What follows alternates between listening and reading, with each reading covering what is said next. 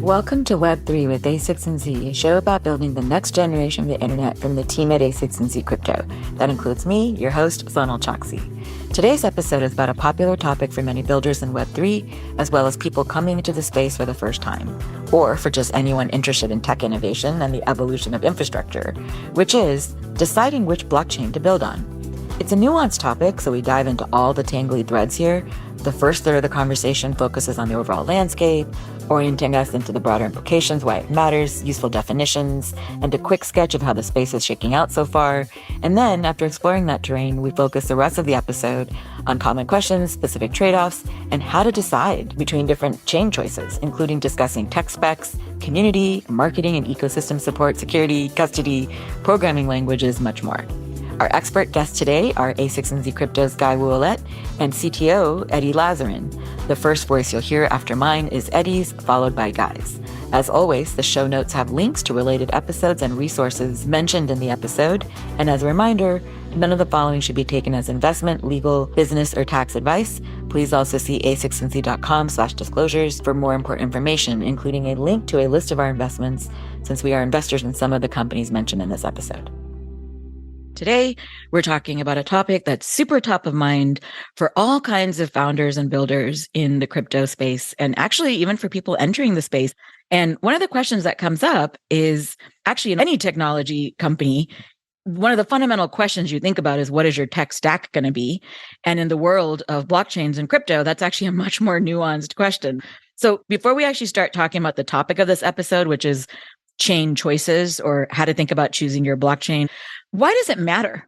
I mean, in other fields, you might just be like, oh, I can just switch. And, we're so used to technology that is kind of fungible. Like, oh, I'm just going to switch my data service provider. I'm going to switch my so-and-so. Yeah, if you wanted to switch from Google Cloud to AWS to DigitalOcean to whatever, it's a seemingly straightforward path to do that.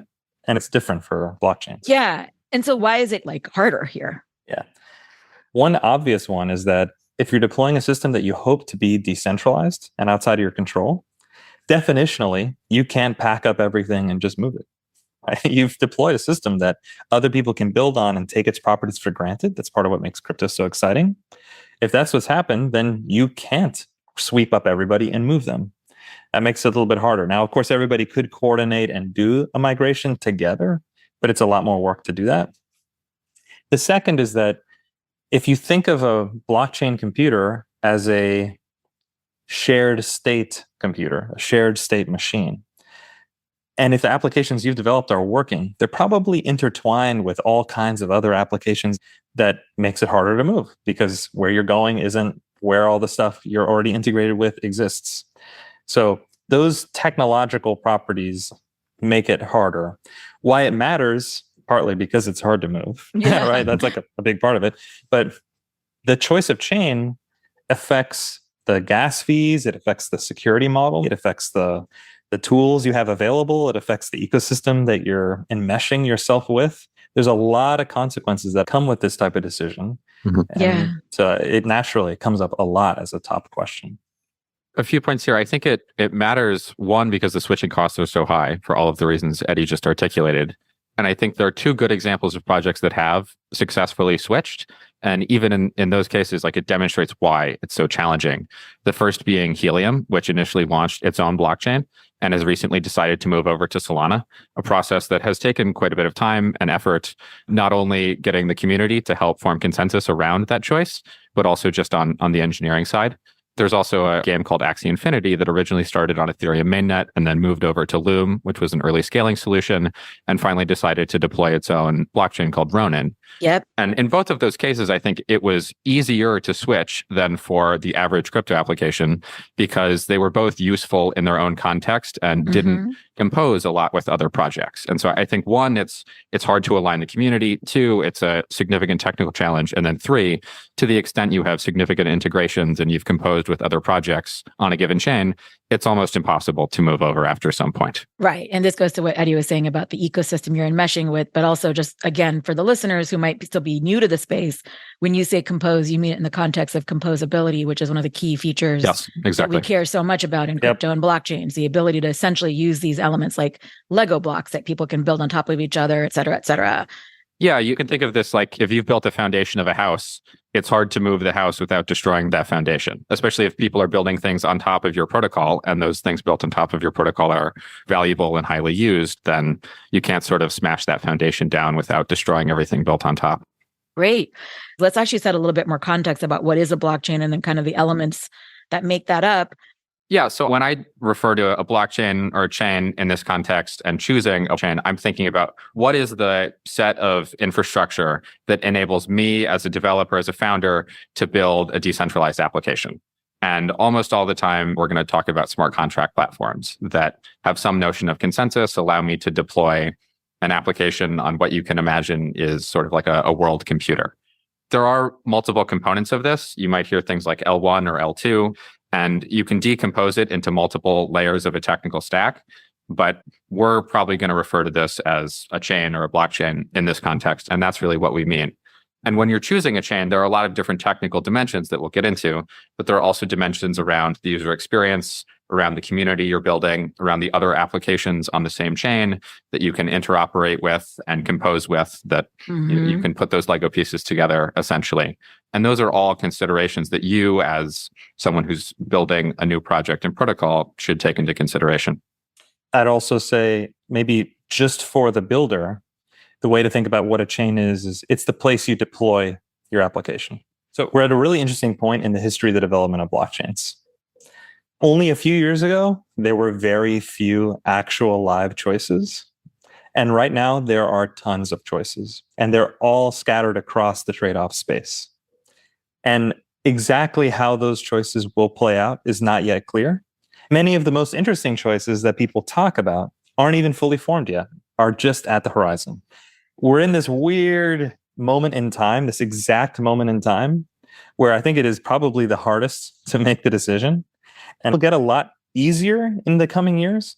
But if you're trying to take advantage of some of the new technology right now, you need to make a choice right now, at least provisionally. And underneath the hood, there are all kinds of possibilities in terms of, well, where's the data stored? What is the exact execution environment I'm running on? Like, where's the consensus being held? Whatever, all those types of things. But some of the options in the framework that we're going to talk through are going to just assume it's a place where you deploy your application and abstracting those properties away. Take Ethereum as an example. In Ethereum, the L1 today, execution and data availability and consensus are all happening in the same machine. So we typically think of that as like the blockchain bundle.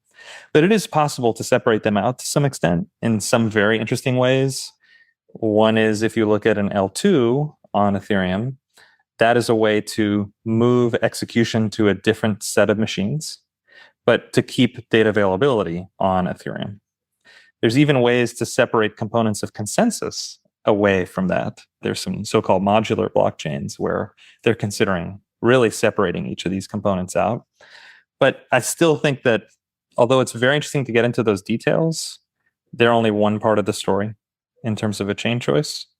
Yeah. And even then, there's probably only one place that you're really thinking about deploying your application. When you write the actual code, you're kind of pointing it at one thing. And it's possible those other components have been bundled with it or separated from it. To make this very concrete, you can spend a lot of time trying to pick a different Ethereum L2 and then spend a lot of time thinking about like which shared sequencer might I choose and which data availability solution might I use, Celestia, Ethereum, something like EigenDA. I tend to think about the blockchain design space as being highly dimensional. And this is something we talk about on our team a lot, as each blockchain being a vector in this multi-dimensional design space. I think this is a useful way to think about it, especially from an engineering standpoint. And there's a good reason so many people have tried to build different blockchains. There's a good reason why there are so many choices, because there are a lot of valid choices that you as a builder or developer wanting to deploy a smart contract might choose. And it's further useful to say that there aren't one or two trade-offs that are important, but there are a lot of different trade-offs. You almost need to be like doing our job or an academic to go through and really look at each of the different choices today. And it's not going to be the way, at least in my opinion, developers will pick where they deploy their applications. Like, it's not that complicated in the traditional world, and it can't be in crypto moving forward. And so the way I think about this is founders and builders should essentially stack rank the dimensions that they care about most, and then try to find the vector in that highly dimensional design space that is closest aligned to what their ideal would be. And to me, that's really the process of choosing a blockchain. So that's what you mean by multidimensional. Yeah. So this is definitely a little bit oversimplified, but if we take two of the things, which is data availability and execution, one of the most interesting ways that efforts to scale blockchains have separated is along that line. Like, do we separate out execution and data availability, or do we keep them together and try to scale with them together? That's one of the key kind of rifts. Oh, yeah, So yeah. if you think of that way, there are layer ones, and that include new layer ones. We can talk about some of their properties. And there are this kind of amorphous category of almost application specific or sharded sort of roll up blockchains where there's one thing at the center, like Ethereum. Maybe there's not really a specific thing at the center, but kind of a protocol that connects the parts. And then there's these many, many, many different chains that are all interacting together, mediated or not by something in the middle. So on the one hand, there's new layer ones where all the core pieces are put together of data availability and execution. And then on the other hand, there are maybe these application specific chains is one way to talk about it, where at the center, there may be a network that provides data availability or not, or a protocol to communicate about what data is available. And then at the periphery, there are a bunch of different chains that are all performing execution and coordinating like that. So very loosely speaking, those are the two categories that we're seeing emerge. Some examples of new layer ones, or of layer ones that are really pushing the envelope for scaling explicitly, are like Solana, Sui, Aptos, Near. They're specifically trying to scale the L1s in and of themselves. Right. And then these broader, maybe application specific strategies, not necessarily application specific, but where they separate execution, are like Optimism, Arbitrum, Cosmos, ZK Sync. Like they are thinking a lot about creating a separate execution area and then allowing scaling to bloom from there with maybe application specific chains or things like that. Okay, I have to just say that is so fascinating to me. I grew up in the Bay Area as a kid, and so the heart of Silicon Valley, and my dad's an electrical engineer. He's retired now, but he was like a pioneer in VLSI design. And what you just said was so interesting to me because it reminds me exactly of how semiconductors evolved, A, with this whole wave of more general purpose circuitry, and then B, application specific ways of thinking about those layers of circuitry. But it's also really interesting to me because it reminds me that when we think about computing today, it's actually not also like previous waves of tech innovation, because these things are also kind of happening at the same time. Because in past computing waves, they kind of happen almost linearly and lockstep. And here, it's almost like you can kind of go non-linearly. Like you could have this debate play out at the exact same time. That was not possible in previous computing. We often talk about parallels in the history of computing and crypto and where they do and don't apply. I mean, this is just a side riff because I obviously am a huge student of technology history and computing history. So for me, I find that a very interesting pattern. Anyway, little sidebar for a second. When you say the debate plays out at the same time, do you mean like the debate about the architectures can play out as the space is figuring out what to do at the application level? Yeah, in previous areas of computing, the constraints define the problem. And while that is absolutely true here, you can do so much more in software. It's kind of fascinating how the debate's playing out a little differently. No, I think that's right. And I think a lot of that has to do with the fact that maybe just a funny little way to summarize it is that the architectural choices we're all debating, although they are the properties of a kind of computer, a blockchain computer, it's all happening in software. Yep. I mean, that's kind of weird. Like architectural considerations of fundamental infrastructure and all the important advancements over the last 5 years have been really in the software. There's been very little that has fundamentally changed the space that occurred specifically in the hardware level. Yeah, that may change definitely with like ZK proving stuff, and ASICs is an exception for Bitcoin. But like a lot of things we're talking about right now, these application specific chains, this data availability layers, like L1 versus execution shards, and blah, blah, blah. All of this is all software stuff. And it reminds me, by the way, just close that thread, in the whole evolution in the moment in computing history, when we went from networking that was so defined by the hardware layer to software defined networking, which our colleague Martine obviously was a huge pioneer in. So it's always coming full circle and very exciting for me because, of course, I'm a total nerd for all this stuff. I love it. So we covered the definitions. We covered a little bit about why it matters. This is just setting context. One thing is, can you guys quickly tell me, like, what are the most frequently asked questions you get when builders come to you at first? Like, what do they ask? The questions range from very, very qualitative to, is such and such option legit?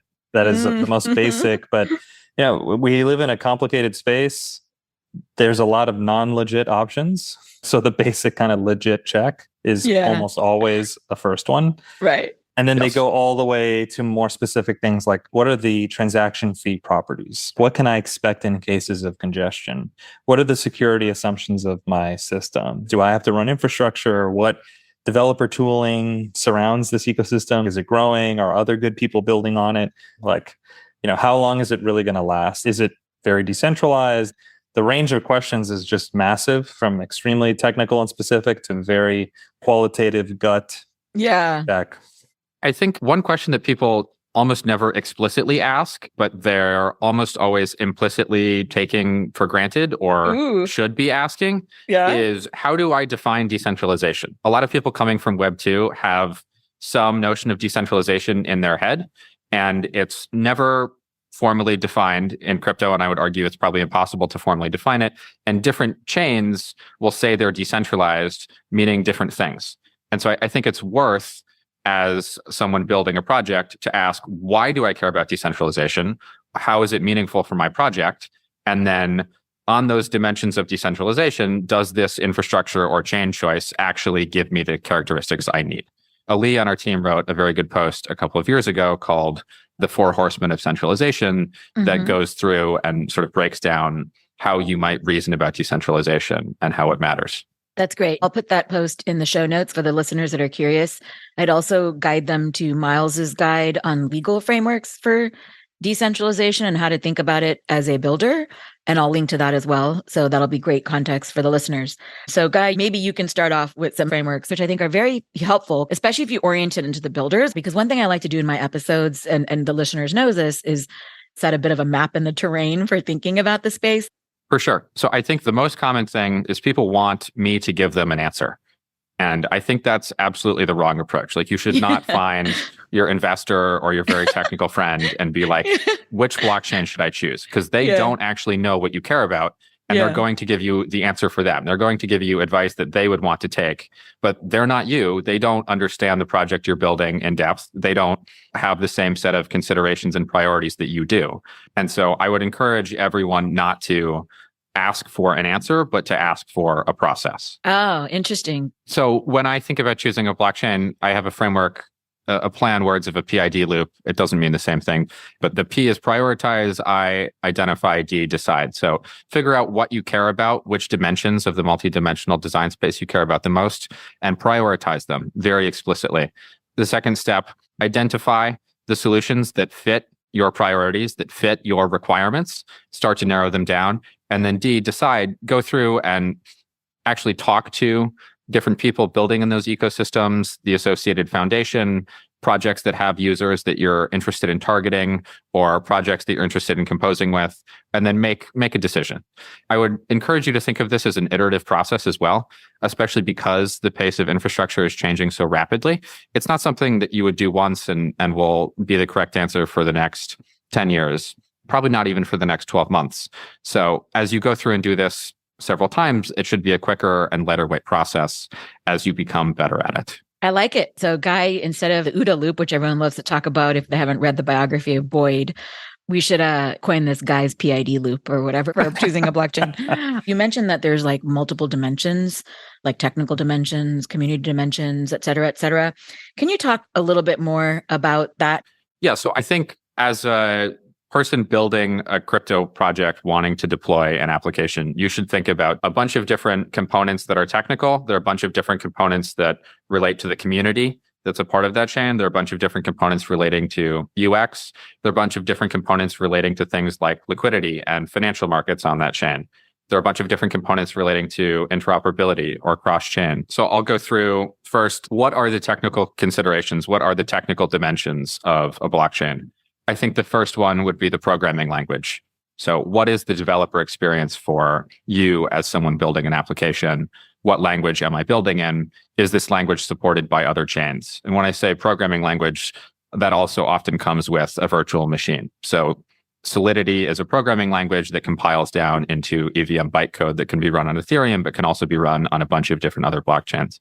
Are there ever questions from people coming from Web 2 to Web 3 where, let's say, they're just super familiar with one programming language or one way of thinking or one mental model of approaching a problem? And do they often ask, like, what's most familiar to X in order for me to easily transition to Y? I have gotten that occasionally, but it's usually a pretty short discussion because the truth is there's nothing that's, extra. It's not no an direct extremely analog. clear. Yeah. Even in Solana, where they use Rust, which of course is a increasingly popular general purpose programming language, it has a lot of idiosyncrasies that are specific to Solana. So it's just not a clean mapping. Got it. Yeah. Another important technical characteristic is latency. So how long does it take when a user submits a transaction to my application for it to be considered final and irreversible? Another is throughput. How many users at one point in time can all be using my application? And then another important technical consideration that I think is a little bit more amorphous, but matters quite a lot, is decentralization. And you can look at things like a Nakamoto coefficient or how easy it is to run a full node and to verify the chain as being some simple heuristics there. Are there any others along the lines of UX or other dimensions you wanted to say more about? I'll go through some of the things that you might care about when you're thinking about the community associated with building on a specific blockchain. One of them is simply, what are the other projects that have also deployed on this chain? Because if another project has also deployed on the same chain, you get atomic interoperability, atomic composability with that project. You also can think about this from a user standpoint of like, where are the users that I want to use my application? If they're on one chain, then you should perhaps strongly consider building on that chain because your users are already there and it's going to be easier for them to access what you're building. There are some, I would say, pseudo-technical considerations around tooling support, like block explorers and wallets, developer experience around documentation, things like RPC providers that make it easier for other people to build and to compose on your application will also make it easier for you to hire people to help you build this application. And, even you yourself experimenting with building these applications.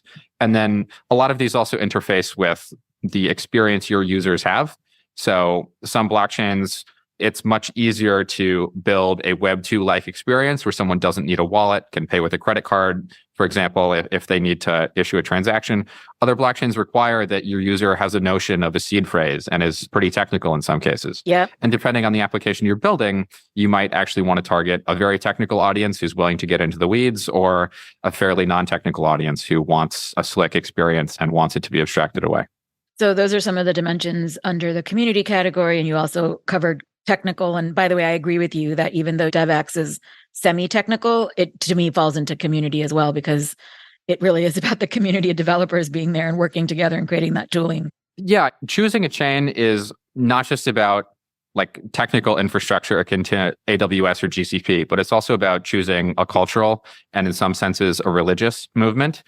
People have really strong affiliations to Ethereum, for example. And just like in the traditional, the Web 2 or even consumer goods worlds, there are commodity products that are marketed very differently to different groups of people. I think like soft drinks is an excellent example of this. You have a drink like Mountain Dew is marketed very differently than a drink like Coke or Pepsi is marketed very differently than a drink like Sprite. It's all flavored sugar water, but the groups of people that actually buy that product and engage in it are in many cases very different. So there are two questions, one of which is, for a commodity product, which group or religion am I associating with? And then second, for differentiated products, do those natively sort of enable the cultural or religious group or movement that I want to associate myself with?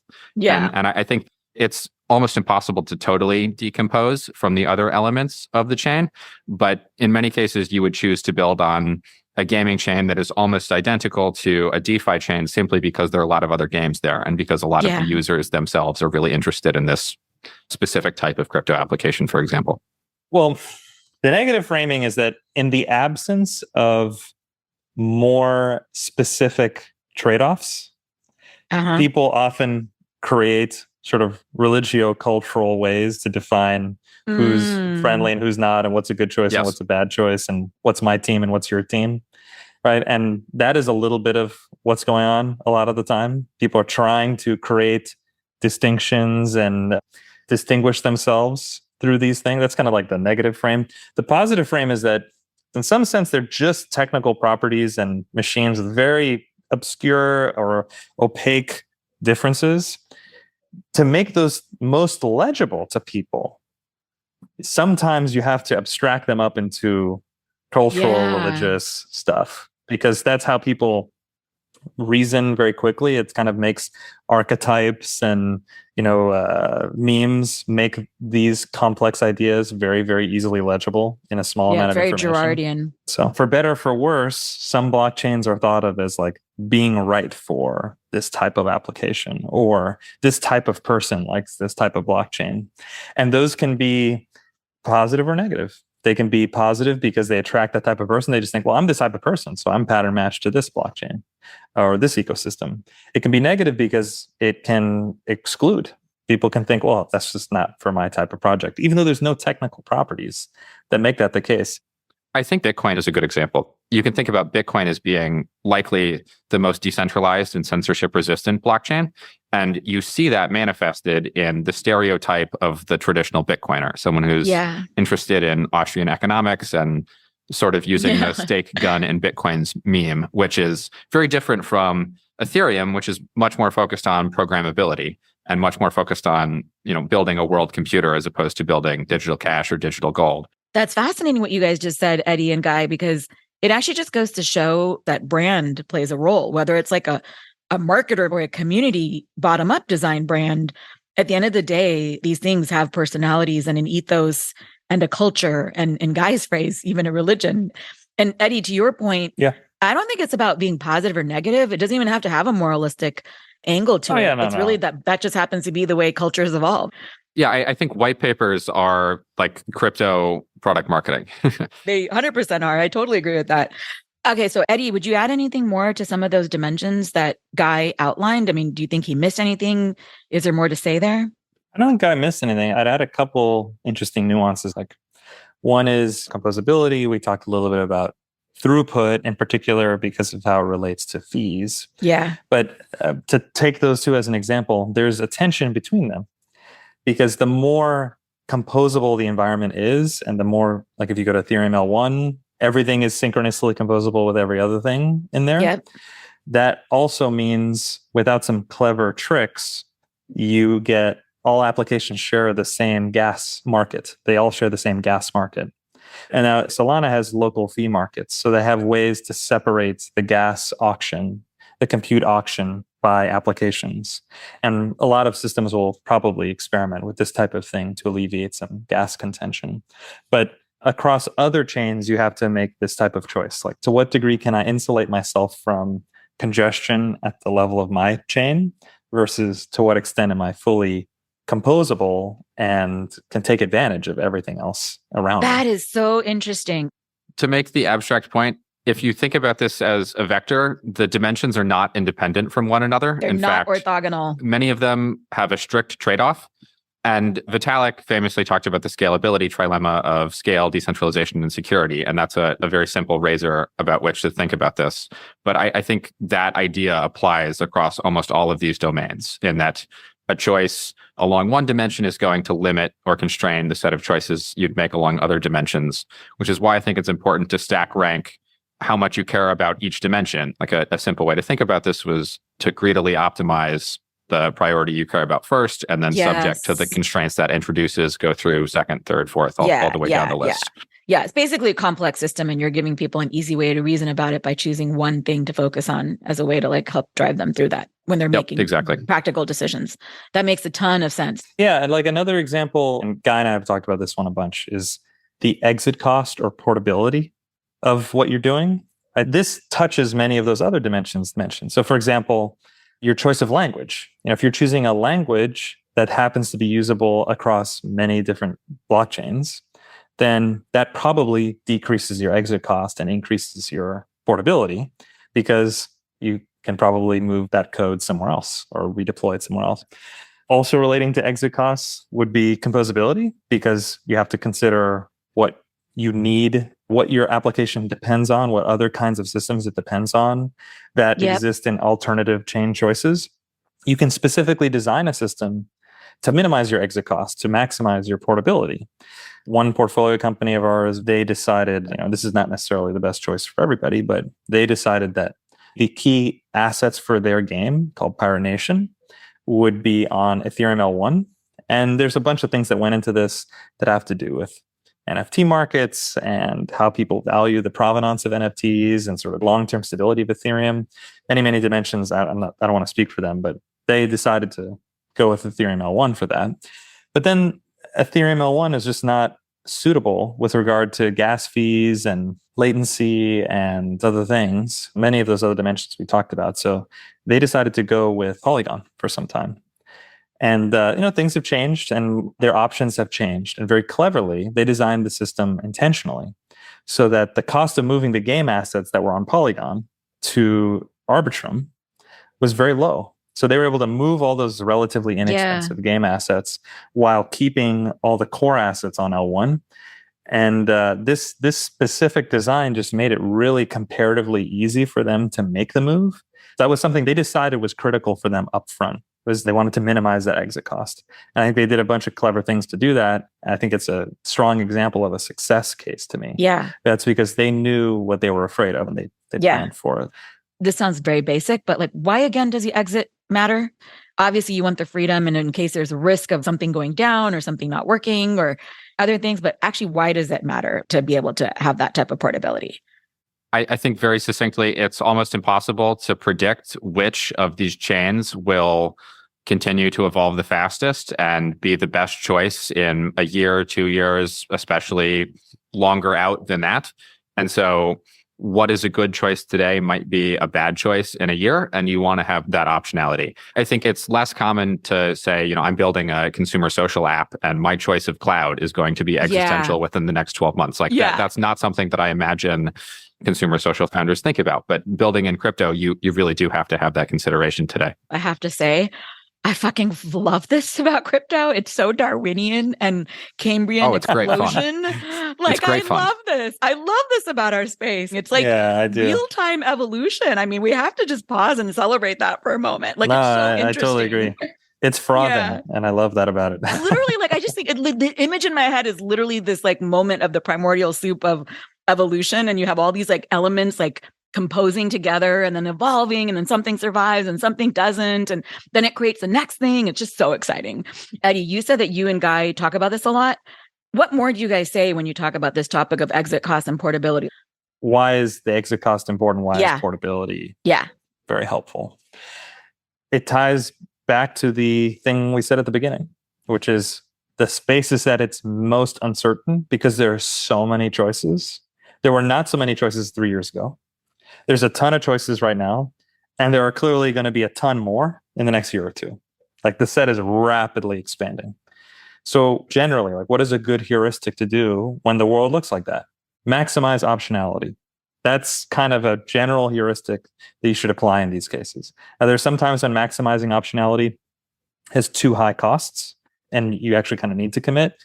Yeah, I do think there are a bunch of caveats to this. If you have specific opinions and if you have strong opinions, then you should break the rules. But I do think you have to know the rules to know when to break them, essentially. So if you think the ZK EVM projects are going to be too slow, that's not my personal opinion, but there are a lot of smart cryptographers who've looked at this and drawn their own opinion. You might want to choose to build in a DSL because you think the performance improvements will be significant. You might think that the improvements in ZK proving are essentially ossifying, like they won't continue to get better. So that might draw you to a specific conclusion. You might think that the majority of crypto developers will come from Web 2 today and will want to use the simplest programming language, that the existing Solidity developers today won't be all that important over, the next few years. Yes. And so that would lead you to like a separate conclusion. The simple answer to the question of long-term portability, it's the language Solidity, and EVM is the virtual machine that is most likely to be backwards compatible with any new chain or infrastructure in the future.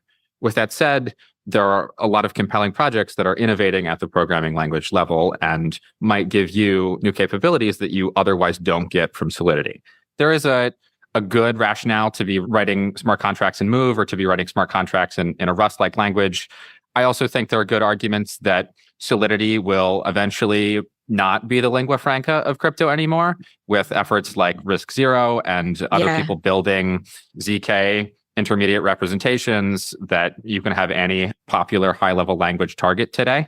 But these are very hard to predict. And the thing that would give you the most certainty or the most future-proofness, to the extent you're not certain about the infrastructure choice you're making, is to just write your contracts in EVM. It's higher risk to choose a different programming language, but there are certainly payoffs and rewards from it. I guess the point I would make is that there are good reasons to choose a variety of different languages. I would just challenge any founder or builder in the space to intentionally articulate them, as opposed to making a choice out of dogma or making a choice by default, essentially. That's fantastic what you just said, Guy. So it sounds like what you guys are saying, if I were to bottom line it kind of simply, you have to think about a lot of this stuff up front, no matter what. And as you just said, Guy, you have to obviously be intentional and not just decide by default. That makes perfect sense, regardless of your goals. But two, it also kind of maybe plays out as a debate between how fast you want to get to market. And it's really about innovation. Like, do you want to have like the perfect architecture for your needs and goals versus long-term game? And if you want to share a product or get feedback very quickly, sometimes it's not all religion and dogma. Like, it's about how fast you can get your product to market too. Yeah. Okay. So now, just to sum up, we've set the big picture, why this matters, both what's unique and different about blockchains, as well as the specific frameworks for thinking about this space, as well as some nuances about it. You answered my exit cost question, and we've also talked about the dimensions and some of these trade-offs, which is super interesting. Now let's actually take the second half of the episode and really break down the specifics. What would you say to people concretely who are trying to build in this space? How should they navigate this, like, very tactically? Like, what's the first thing you would ask them to do?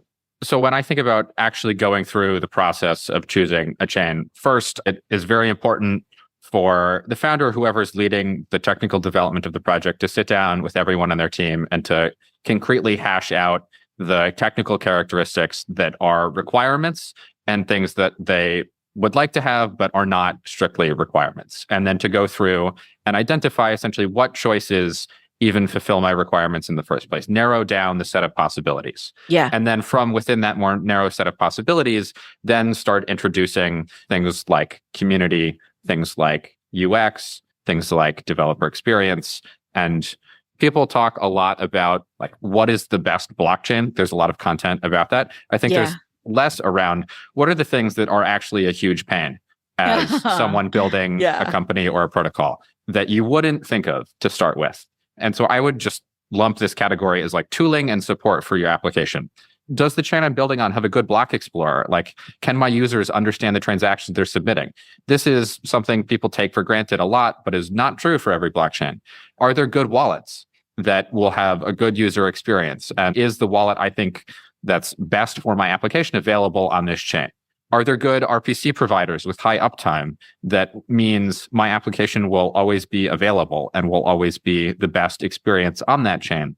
There are a whole bunch of developer experience considerations that are generally specific to a chain.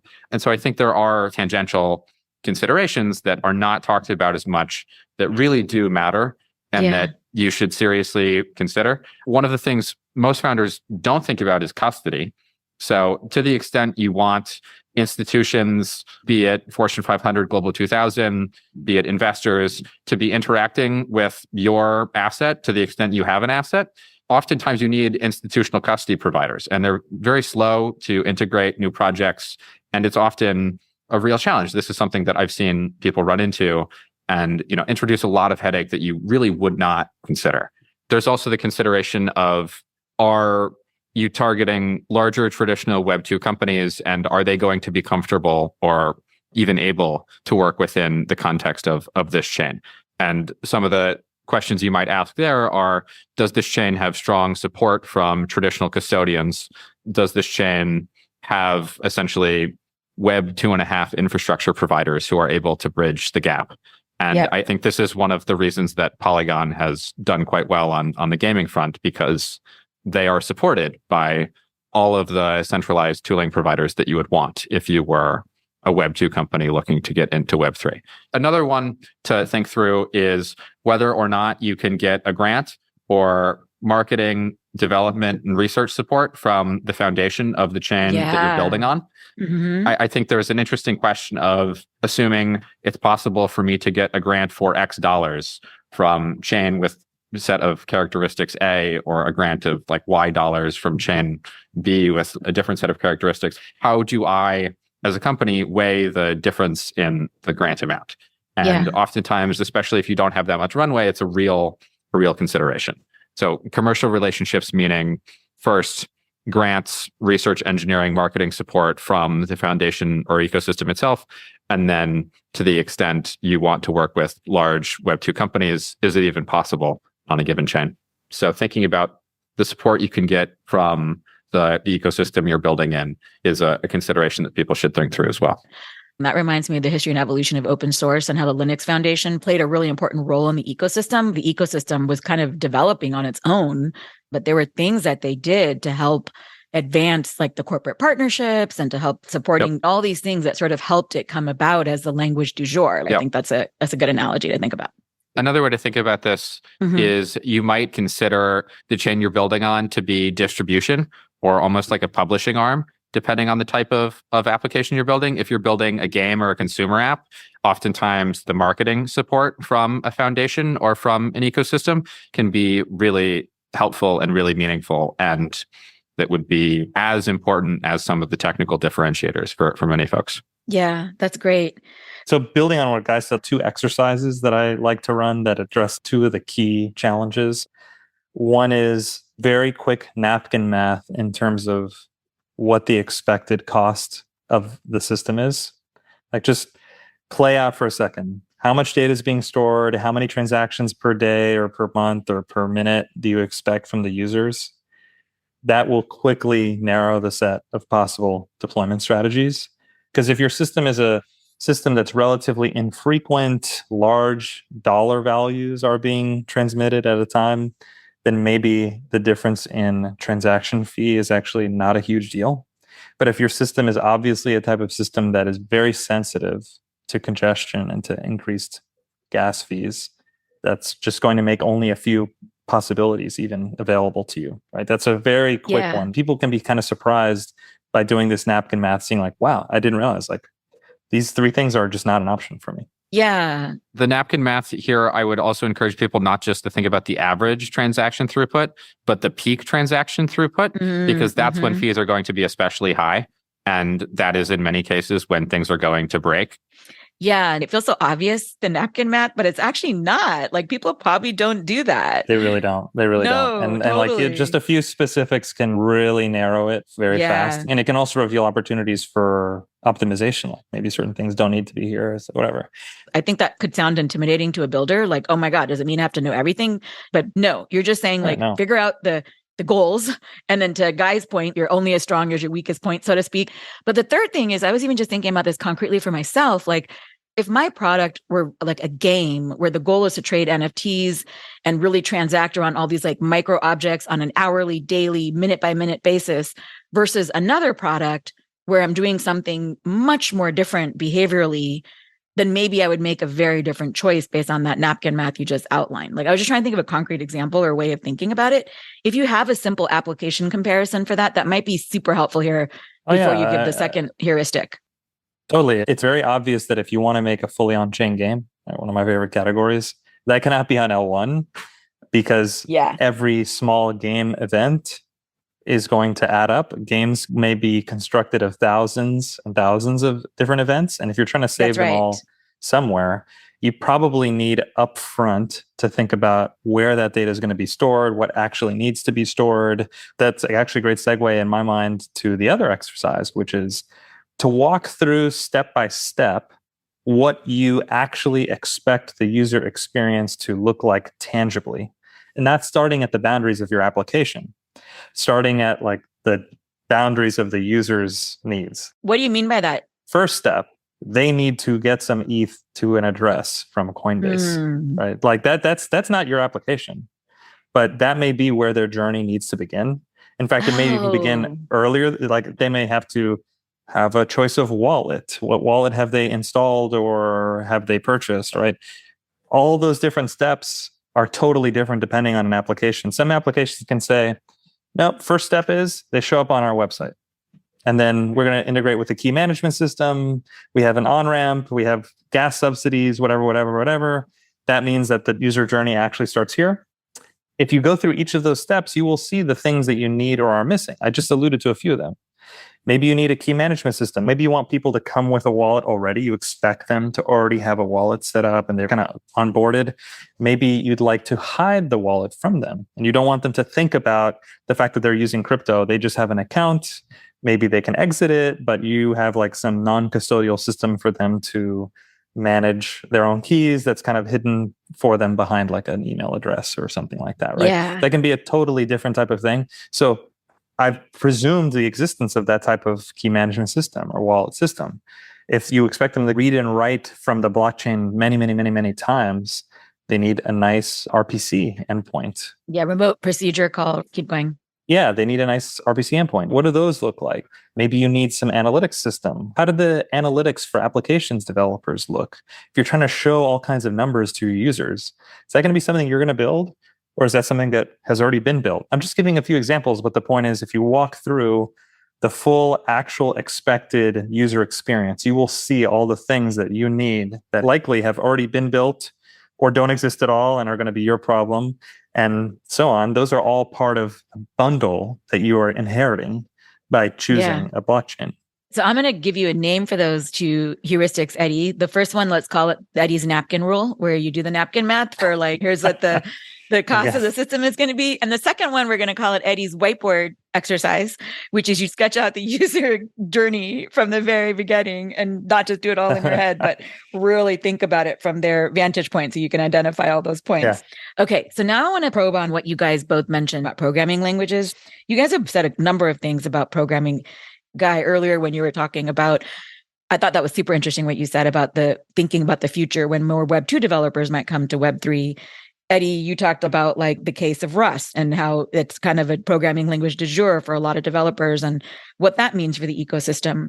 And we did a whole episode, actually, Eddy, Noah, and I, with Sam Blackshear from Miston and programming languages and blockchains in general. But specifically here in this context, is there anything more to say about choosing your blockchain in the context of programming languages? Maybe one is that this seems to have been one of the key pressure points that blockchains have encountered, because blockchains that previously relied on or drove people to other languages have since changed their mind because the network effects around high quality Solidity code are really high. It already exists. It's been audited. It's been tested. People know how it works.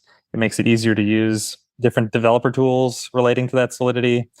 There's just a lot of benefits to picking a language that everyone else has already suffered through refining, right? So that's a huge one. And then another thing is that unlike other conventional programming, in blockchain world, you're picking the programming language and the virtual machine at the same time. And that means that systems that rely on the EVM are just going to need to support Solidity. And if you want to support Solidity, you're probably going to need to run the EVM or something very similar to the EVM. You don't have to, but it would take more work not to. And that contributes to both their network effects. That both of those different things have network effects that are different and now they're combined. So it's a very potent bundle. That doesn't mean it's going to run away and win. In fact, like I've said before, I think Move, Rust, many other candidate languages have very compelling features. And there may be competing VMs even.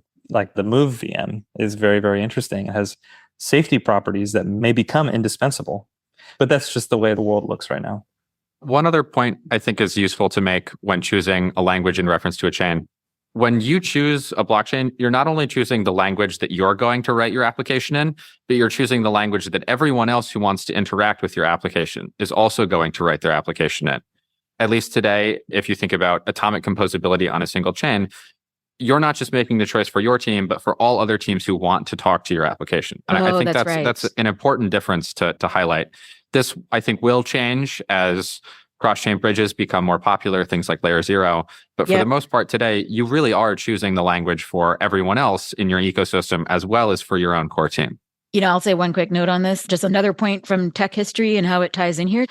One is what you just said, Eddie, about network effects, because when most people in tech think about network effects, I think they think about it too much abstractly, like in terms of objects and numbers, and not actually in the human side of network effects, which is talent and people. The OG network effects is people, because obviously they talk about it in the terms of users, which is such an abstract way of saying about it. But I mean like just the sheer network effect of people coming together. And that goes to what Guy said earlier about community as a dimension and how to think about choosing blockchains. The other quick point of history I think is super fascinating on the language note. So one of my former colleagues from Xerox PARC was Brian Arthur, who's some would argue the father of network effects theory. He wrote a very famous paper back in the day on increasing returns on the new world of business. That was like a paper he wrote like back in 96. Anyway, it's super interesting because I had him on a podcast with me and Mark a few years ago. And one of the things he talked about is how English itself as a language, it's almost an accident of history that it won in the network effects of a language that humans use, because it could have very easily been another language. And it was almost like a little tipping point that took what could have been a very small language locally confined to a certain region and made it a global language. Politics aside, I just think it's a really interesting kind of point there, what you just said, because it just really underscores that you cannot only bet on one thing in the future. The future can unfold in very unexpected ways when it comes to these things tipping and taking off. And I just think that's a super interesting thing to think about.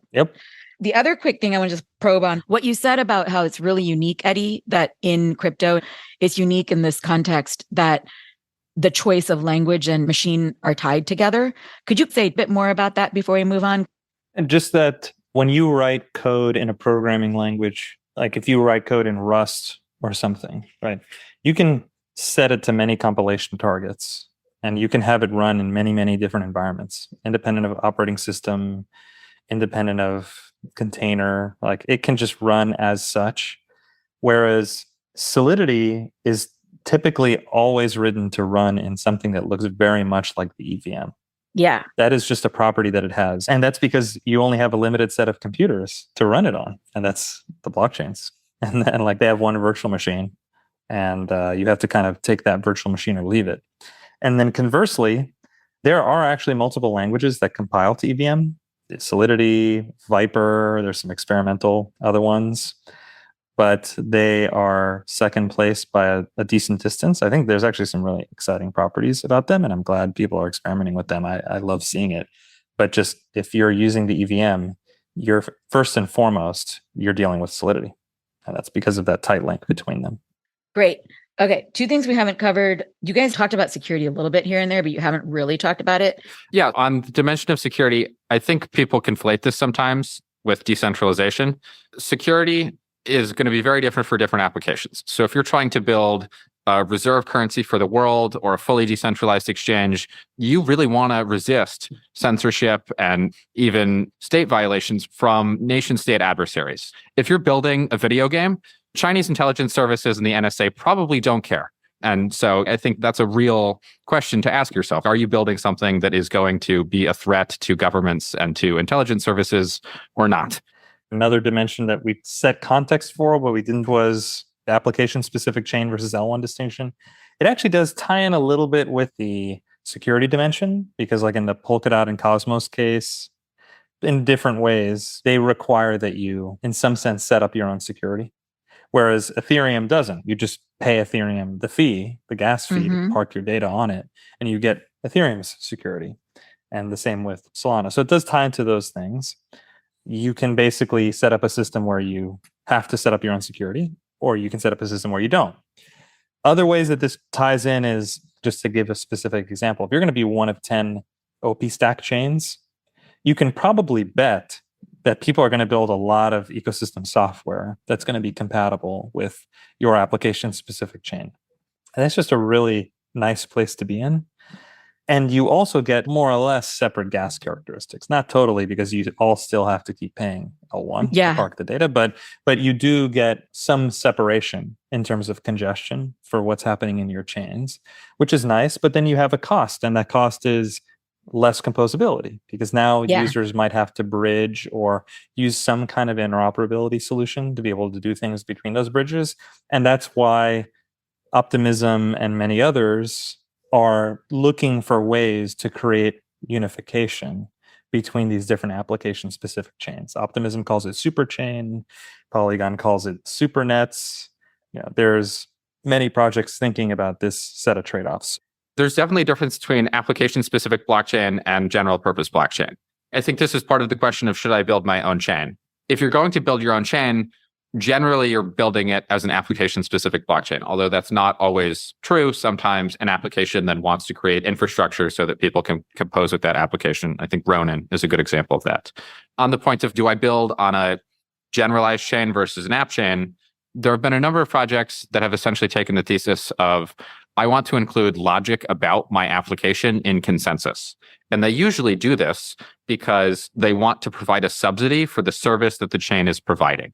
And they can use the block reward distributed as part of consensus to make it cheaper for the users to access the service that the application-specific chain is providing.